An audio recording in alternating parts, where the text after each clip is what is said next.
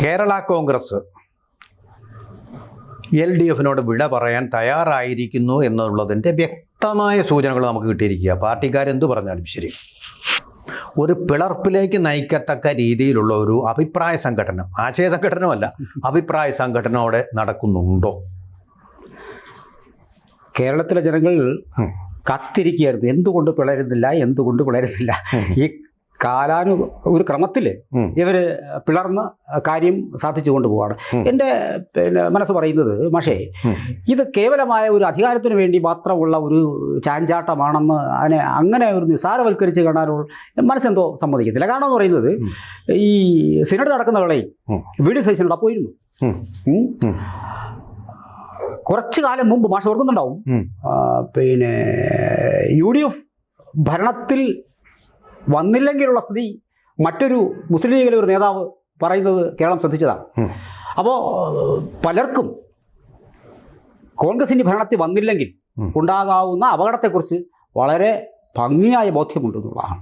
ഇവിടെ ഇച്ചിരി കൂടി വിശാലാർത്ഥത്തിൽ നമ്മൾ നോക്കിക്കണ്ടാൽ മാഷേ, ഈ മതമേലധ്യക്ഷന്മാരുടെ ഈ രാഷ്ട്രീയത്തിലെ ചില ഇടപെടലുകൾ, ഇപ്പോൾ തന്നെ ജോസ് കെ മാണിയുടെ വരവിന് വേണ്ടി സഭാധ്യക്ഷന്മാരും ബിഷപ്പുമാരും ഒക്കെ അവർ സഭകളും ബിഷപ്പുമാരും ഒക്കെ പിന്നീട് നടക്കണം. വലിയ സമ്മർദ്ദം പുറത്തു വരുന്ന വാർത്തകളിൽ കൂടിയാണ് നമ്മൾ പറയുന്നത്. ഇപ്പോൾ നമ്മൾ നേരിൽ കേട്ടിട്ടല്ല പറയുന്നത്. എങ്കിൽ കൂടിയും ഇപ്പോൾ സിനഡ് നടക്കുന്ന അവിടെ എല്ലാവരും കണ്ടതാണ് സഹിച്ചവിടെ പോകുന്ന തെറ്റൊന്നുമില്ല. ഏത് രാഷ്ട്രീയ നേതാവിനും അവിടെ പോകാം, സംസാരിക്കാം, അവരെ ഒന്നും മാറ്റി നിർത്തേണ്ട കാര്യമില്ല. പക്ഷേ ആഴത്തിൽ ഇവർ ഇതിനകത്ത് സ്ഥാനം ഉറപ്പിക്കുമ്പോൾ അത് നാളത്തെ ഭരണ സംവിധാനത്തെ, കോൺഗ്രസ് ഭരണത്തിൽ വന്നിരിക്കട്ടെ, അപ്പോൾ കോൺഗ്രസ് ഭരണത്തിൽ വന്നാൽ സംഭവിക്കുന്നത് എന്ത് കാര്യമാണെന്നൊക്കെ ചില ഇടതുപക്ഷ നേതാക്കന്മാർ പറഞ്ഞപ്പോൾ അത് വലിയ വിവാദമായി.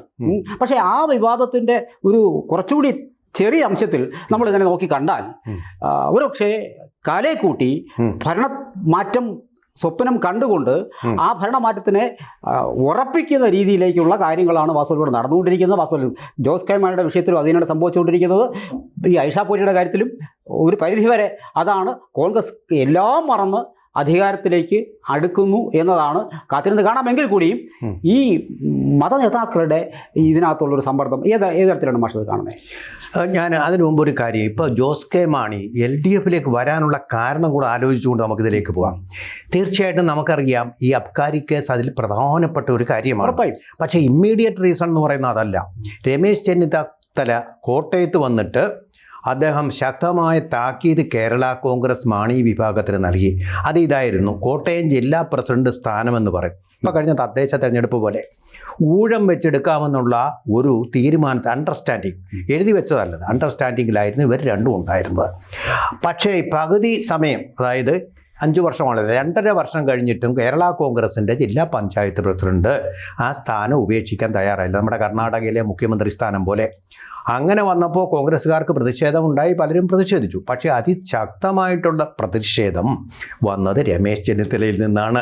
ഈ രമേശ് ചെന്നിത്തല മാറിക്കൊടുത്തില്ലെങ്കിൽ വലിയ പ്രശ്നങ്ങൾ ഉണ്ടാകുമെന്നൊരു താക്കീത് വന്നതോടുകൂടിയാണ് കേരള കോൺഗ്രസ് പതുക്കെ നാണം കുണുങ്ങി LDFിലേക്ക് പോകുന്നത്. ഞാനത് നിരീക്ഷിച്ച ആളാണ്. എന്ന് പറഞ്ഞതുപോലെ തന്നെയാണ് നമുക്കറിയാം, അബ്കാരി കേസിൽ പെടുന്നതിന് തൊട്ടു മുമ്പ് കേരള കോൺഗ്രസിൻ്റെ KM മാണി നാണം കുണുങ്ങി CPMലേക്ക് പോകാം, മുഖ്യമന്ത്രി സ്ഥാനത്തിൻ്റെ ഓഫർ കണ്ടിട്ട്. അങ്ങനെയുള്ള പാർട്ടിയാണ് കേരള കോൺഗ്രസ്, സംശയമൊന്നുമില്ല. പക്ഷേ നമ്മൾ കാണുന്ന വീഡിയോ ചിത്രങ്ങൾ എടുത്ത് നോക്കിയാൽ കാണാം, അന്ന് KM മാണി നാണം കുണുങ്ങി ഇങ്ങനെ രാജിവെച്ച് കൊണ്ടുവരുമ്പോൾ, അബ്കാരി കേസിൽ അദ്ദേഹം ഇങ്ങനെ ഇതിൻ്റെ പിന്നെ ഒരു ഗൂഢാലോചനയുണ്ടെന്ന് പറഞ്ഞ് അദ്ദേഹം അതിൻ്റെ ഒരു നാണക്കേടും താങ്ങിക്കൊണ്ടുവരുമ്പോൾ അതിന് വലം കയ്യിൽ പിടിച്ചുകൊണ്ട് വന്നത് ഈ റോഷി അഗസ്റ്റിനാണെന്ന്. അദ്ദേഹത്തിൻ്റെ കൈത്താങ്ങായി നിന്നത് ജോസ് കെ മാണി അല്ല, മറിച്ച് റോഷി അഗസ്റ്റിനാണ്. പക്ഷേ റോഷി അഗസ്റ്റിൻ LDFിൽ നിന്ന് ഈ പാർട്ടി പോകുന്നതിനോട് കട്ട എതിർപ്പാണ്.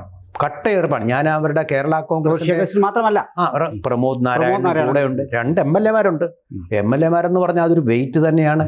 അപ്പോൾ അതിനാണ് ഞാൻ ചോദിച്ചത്, ഒരു പിളർപ്പുണ്ടാവുമോ? പിളർപ്പെന്ന് പറയുന്നത് കേരള കോൺഗ്രസിന് പുത്തരിയല്ല, പിളർന്നുകൊണ്ടേയിരിക്കുന്ന ഒരു പാർട്ടിയാണ് ഇത്. PT ചാക്കോയ്ക്ക് ശേഷം ഉണ്ടായി കേരള കോൺഗ്രസ് അതിൻ്റെ ചരിത്രത്തിൽ പിളർന്നില്ലെങ്കിലേ വാർത്തയാവുന്നുള്ളൂ എന്നുള്ളതാണ്. പക്ഷേ അതിസങ്കീർണമായ ഒരവസ്ഥ ആണ് സംജാതമാകാൻ പോകുന്നത് എന്നുള്ള കാര്യം വ്യക്തമാണ്. പക്ഷെ അതെങ്ങനെ സോർട്ട് ഔട്ട് ചെയ്യാൻ അവർക്ക് പല മാർഗങ്ങളുണ്ടാവും. അത് വേറെ കേസ്.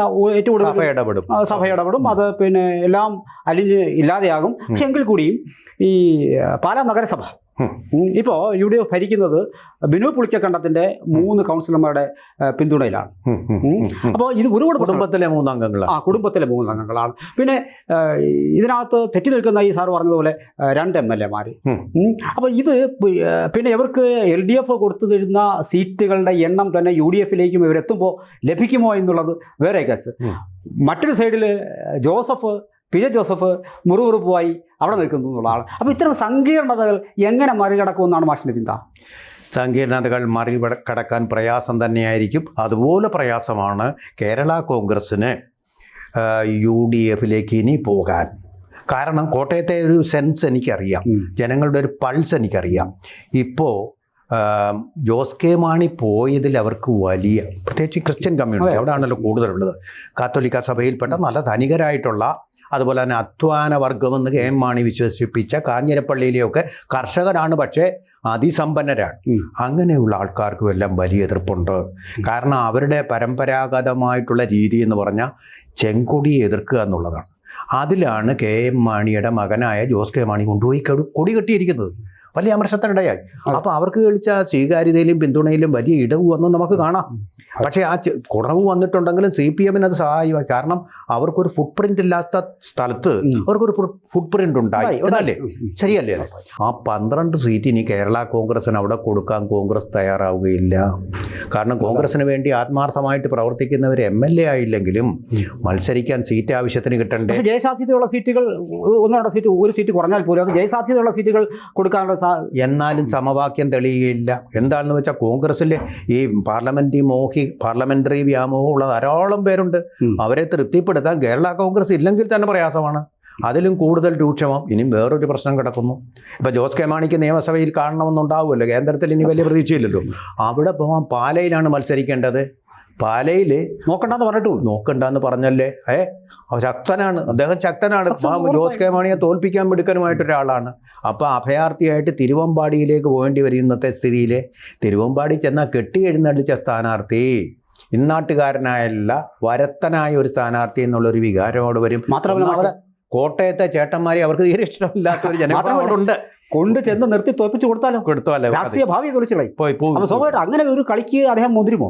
അതെ, അതൊരു വലിയ സങ്കീർണമായിട്ടുള്ളൊരു വിഷയം തന്നെയാണ്. മാഷ് പറഞ്ഞത് ശരിയാണ്, വളരെ സങ്കീർണമാണ് ഈ വിഷയം.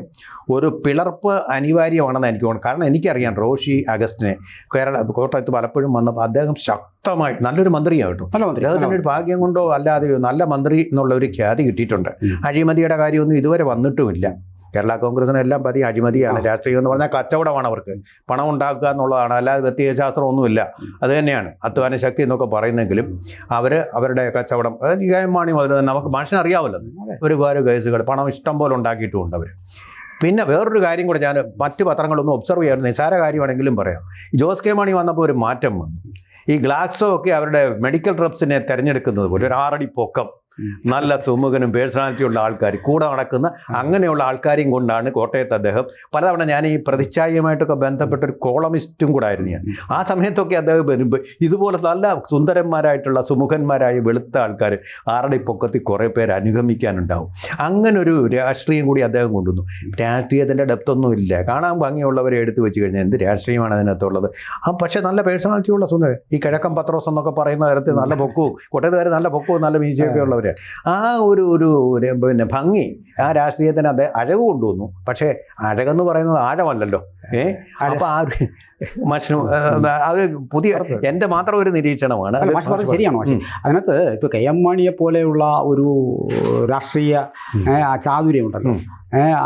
അദ്ദേഹത്തിന് അറിയാം ഏത് റൂട്ട് എടുക്കണം, എപ്പോൾ എടുക്കണം, എങ്ങനെ എടുക്കണം എന്നുള്ള കൃത്യ ബോധ്യമുള്ള ഒരാളായിരുന്നു KM മാണി. പക്ഷെ മക്കൾക്ക് അതില്ലാതെ ആയിപ്പോയി. അതുപോട്ടെ. പക്ഷെ എങ്കിൽ പോലും ഇപ്പോൾ പിന്നെ UDFിലേക്ക് തിരികെ വരാൻ സമ്മർദ്ദം ചെലുത്തുന്ന സഭാ നേതൃത്വവും ബിഷപ്പുമാരും. പക്ഷേ ഈ ഇവർ LDFിലേക്ക് പോകുമ്പോൾ പിന്നെ അവിടെ പോകരുത് എന്ന് പറഞ്ഞ് സമ്മർദ്ദം ചെലുത്താൻ ഇവർ ആദ്യം മെനക്കെട്ടില്ല എന്ന് തോന്നുന്നു. അപ്പോൾ അതിൻ്റെ അർത്ഥം കാണുന്നത് ഇനി ഇദ്ദേഹം കൂടി വരിക, അതായത് ഈ UDFിന് അടുത്ത 2026 നിയമസഭാ തെരഞ്ഞെടുപ്പിൽ ഒരു വിജയം ഉറപ്പാക്കാൻ കേരളത്തിലെ പല മത മേലധ്യക്ഷന്മാരും കൂടി ഒത്തുനിന്നുകൊണ്ട് ഈ ചില രാഷ്ട്രീയ സംവിധാനങ്ങളെ പ്രത്യേകിച്ചും കാത്തോലിക്ക സഭ അത് അത് തന്നെയാണ് എൻ്റെ. അപ്പോൾ ഒരുപക്ഷെ ഇപ്പോൾ വനം വന്യജീവി വിഷയം, വിദ്യാഭ്യാസ മേഖല ചില വിഷയങ്ങൾ, ഇതിലൊക്കെ ഇവർക്ക് എയ്ഡഡ് സ്കൂൾ അധ്യാപകരുടെ നിയമനം, ഇതുമൊക്കെ ആയിട്ട് ഒരുപാട് പ്രശ്നങ്ങൾ സോൾവ് ചെയ്യപ്പെടാതെ ഇനിയും കിടപ്പുണ്ട്. അപ്പോൾ അതിലേക്കൊക്കെ ഇടപെടാനുള്ള ഒരു പാലമായി, ഇപ്പോൾ പാലമാണല്ലോ. അതുപോലെ കോശി കമ്മീഷൻ റിപ്പോർട്ട് പൂർണ്ണമായും പാസ്സാക്കുക. അപ്പോൾ അങ്ങനെയുള്ള ഒരുപാട് കാര്യങ്ങൾക്ക് പാലമായി ചില ആൾക്കാരെ അവർ മുൻകൂട്ടി തീരുമാനിച്ച് അവരെ UDF-ലേക്ക് അടുപ്പിച്ച് ആ ഒരു ബന്ധം സൃഷ്ടിച്ച് ഇത്തരം കാര്യങ്ങളിൽ ഇപ്പോൾ ജനത്തിനുപകാരം വരുന്ന ഏത് കാര്യം ഇനി ആര് ചെയ്താലും അത് നടപ്പിലാവട്ടെ എന്നുള്ളത്. പക്ഷേ ചില ലാഭങ്ങൾ മനസ്സിൽ കണ്ടുകൊണ്ടുള്ള മുൻകൂട്ടിയുള്ള നീക്കങ്ങളുടെ ഭാഗമാണോ എന്നുകൂടി സംശയിക്കേണ്ടതില്ലേ ഇതിനെ? തീർച്ചയായിട്ടും വേണം, സംശയിക്കണം. ഇവരെ ഈ ലാഭം നോക്കുക, ഒരു നല്ല ബാർഗനേഴ്സാണ്. PJ ജോസഫ് ആയാലും ആ പുള്ളിക്കുള്ള വലിപ്പത്തിനേക്കാൾ കൂടുതൽ പുള്ളി സീറ്റ് ചോദിച്ചു വാങ്ങിക്കുക, കണ്ടിട്ടില്ലേ നമ്മൾ? ഒരു ബേസും ഇല്ലെങ്കിലും. അപ്പം അങ്ങനെ ഇപ്പോൾ രാഷ്ട്രീയത്തിലേക്ക് കൊണ്ടിരിക്കുക. അപ്പോൾ അവർക്കത് കച്ചവടം സ്വന്തം മകനെ ഏൽപ്പിക്കുന്ന പോലെയാണ് മകനെ. ഡോക്ടർ അല്ലേ, അപ്പു അല്ലേ, അപ്പോൾ അദ്ദേഹത്തിനെ ഏൽപ്പിച്ചിരിക്കുക. ജോസ് കെ മാണി പിന്നെ എങ്ങനെ വന്നു? കെ എം മാണിയുടെ മകൻ അദ്ദേഹത്തെ ഗ്രൂം ചെയ്ത് കൊണ്ടുവന്നു. അതുകൊണ്ടാണ് PC ജോർജിനെ എതിർപ്പ് വന്നത്. PC ജോർജ് എന്താ ചെയ്യുന്നത്? ഷോൺ ജോർജിനെ രാഷ്ട്രീയത്തിൽ പക്ഷേ മിടുക്കനാണ്, കാര്യം ശരിയാണ്. അതാണ് കേരള കോൺഗ്രസിൻ്റെ ഒരു രാഷ്ട്രീയം. ആ കുടുംബത്തിന് വേണ്ടിയിട്ട് ഒരു ബിസിനസ് നടത്തുന്ന പോലെയാണ് ഇവർക്ക് രാഷ്ട്രീയം എന്ന് പറയുന്നത്. ലാഭം ഉണ്ടാവണം, ലാഭമില്ലാത്ത ഒരു പരിപാടിക്കും കേരള കോൺഗ്രസ് നിൽക്കുകയല്ല, പ്രായോഗിക രാഷ്ട്രീയം തന്നെയാണത്. അപ്പോൾ ആ ഒരു തരത്തിൽ വരുമ്പോൾ എവിടെയാണ് ലാഭം എന്നുള്ളത് നോക്കി മാത്രമായിരിക്കും അവർ മുന്നണി പറയുന്നത്. അതിൽ ഒരു ഉളുപ്പുമില്ല. കെ എം മാണിക്കും ഉണ്ടായിരുന്നില്ല ഉളുപ്പ്, ജോസ് കെ മാണിക്കും ഉണ്ടായിരുന്നു. അപ്പോൾ നമ്മൾ പിന്നെ ഐഷ പോറ്റിയെ കുറ്റം പറഞ്ഞിട്ട് കാര്യം. ഒരുപക്ഷെ എനിക്കൊന്ന് 6-7 മാസം മുമ്പ് തന്നെ തുടങ്ങിയിട്ടുണ്ടാകുന്ന ഒരു ചിന്തയുടെ ഫലമായിരിക്കും ഇപ്പോൾ ഈ കളികളിലേക്ക് നയിക്കുന്നത്. അതിൽ പക്ഷേ അല്ലല്ല, അതിനോട് ഞാൻ യോജിക്കുക. കാരണം തദ്ദേശ തെരഞ്ഞെടുപ്പിൻ്റെ റിസൾട്ട് കണ്ടിട്ടാണ് ഇനി അധികാരത്തിൽ വരണമെങ്കിൽ UDF-നോട് ചേരണമെന്നൊരു ബോധം തൊട്ടുവരില്ല എന്നുള്ള മട്ടിൽ അധികാരം വിട്ടുകളയാൻ കോൺഗ്രസ് തയ്യാറല്ല. അതാണ് സംഭവം, മനസ്സിലായില്ലേ? ഈ CPM-ൽ ഇരുന്നുകൊണ്ട് കോൺഗ്രസ് ഉണ്ട്, കണ്ടോ ഞങ്ങൾ നേടുന്നത് കണ്ടോ എന്ന് പറഞ്ഞുകൊണ്ടിരിക്കുമായിരുന്നു ഇതുവരെ. തദ്ദേശ തെരഞ്ഞെടുപ്പ് വന്നപ്പോൾ പടമടിച്ചു പോയി, ഞെട്ടിപ്പോയി. അങ്ങനെയാണ് ഇപ്പോൾ ഒരു പുനർചിന്തനം വന്നിട്ടുള്ളതെന്നാണ് ഞാൻ ഒബ്സർവ് ചെയ്യുന്നത്. എന്തായാലും വരും നാളുകളെ നമുക്കത് കാത്തിരുന്ന് തന്നെ കാണാം. തീർച്ചയായിട്ടും. ABC ന്യൂസിനും മലയാളത്തിൽ മാത്രമല്ല സംസാരിക്കാൻ അറിയാവുന്നത്, പറയാൻ അറിയാവുന്നതും. അതിന് ഹിന്ദിയും കൂടി ഉണ്ട്. ഒരു ABC ഹിന്ദി ന്യൂസ് ചാനലുണ്ട്, ABC ഹിന്ദി ന്യൂസ്. അത് കാണുക. ദേശീയമായിട്ടുള്ള കാര്യങ്ങൾ അതിലൂടെ കൂടുതൽ ആഴത്തിൽ മനസ്സിലാക്കാൻ നിങ്ങൾക്ക് സാധിക്കും. ABC Hindi news. കൂടുതൽ വാർത്തകളും വിശേഷങ്ങളും നിങ്ങളിലേക്ക് എത്താൻ ABC മലയാളം സബ്സ്ക്രൈബ് ചെയ്യുക, ബെൽ ബട്ടണും അമർത്തുക.